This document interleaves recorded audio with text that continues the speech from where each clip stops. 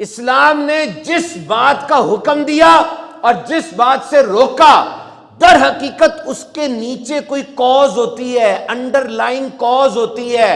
بظاہر وہ بات جو مرضی نظر آ رہی ہو، اس کے نیچے ایک وجہ ہوتی ہے جس لیے کہا گیا اس بات کو اپناؤ یا اس کو چھوڑو۔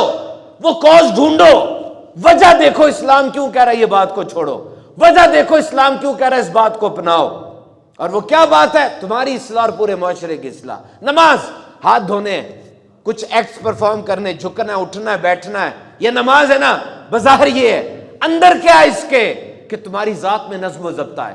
یہ بے حیائی کے سارے کام تم چھوڑ دو، تمہاری ذات میں تقوی ہے۔ تو وہ بندہ جو بظاہر نماز پڑھ رہا ہے، شرم نہیں آ رہی، حیا نہیں آ رہی، تقوی نہیں آ رہا، تم روزہ رکھ رہے ہو، بظاہر بھوکا رہنا ہے، کازز کیا ہے؟ کازز کیا ہے؟ تمہاری ذات میں قناعت آئے، تمہارا اللہ کے اوپر بھروسہ بڑھے، رزق جو کھا رہے ہو اس کے اوپر تمہاری بات آئے، حج کرنے جا رہے ہو، 24 لاکھ بندہ اکٹھا ہو گیا، کیا وجہ ہے نیچے؟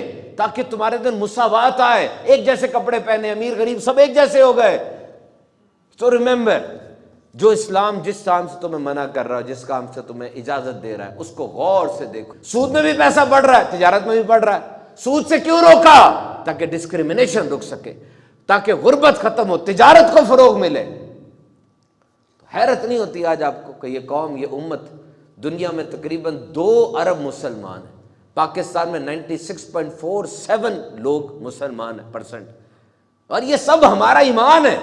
قیامت پہ، روز جزا پہ ہے نا، کہ جتنی ذخیرہ اندوزی کر رہے ہو، جتنے حقوق پامال کر رہے ہو، جتنی رشوتیں لے رہے ہو، ساری تمہارے ہاتھ میں پکڑائی جائیں گی اور سب کے سامنے پکڑائی جائیں گی، سزائیں بھی بتائیں کون سی ملیں گی۔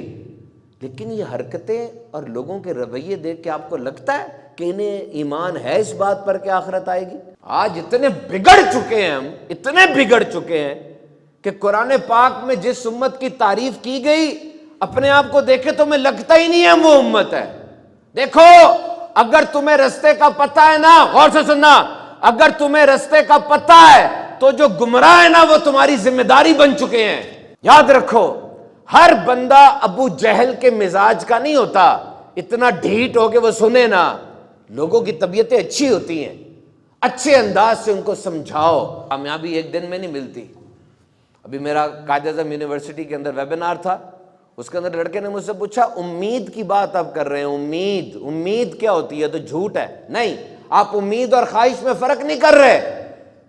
امید کبھی جھوٹی نہیں ہوتی، خواہش جھوٹی ہو سکتی ہے۔ خواہش آپ کو ملے نہ ملے، بچہ خواہش کرتا ہے میں نے سپر مین، اسپائڈر مین بننا ہے، نہیں، مشکل ہے، خواہش پوری نہیں ہوگی۔ بچہ خواہش کرتا ہے میں نے ڈاکٹر بننا ہے، بن سکتا ہے۔ آج اٹھے، ایم ڈی کیٹ پاس کرے، 80,000 لڑکوں نے اس دفعہ ایم ڈی کیٹ دیا، میڈیکل کالج میں داخلہ لے، دن رات لگے، اور اس کی امید ٹھیک ہو جائے گی۔ کامیابی ایک دن میں نہیں ملے گی، لیکن ایک دن ضرور مل جائے گی۔ اپنی امید کو ہمیشہ زندہ رکھیں۔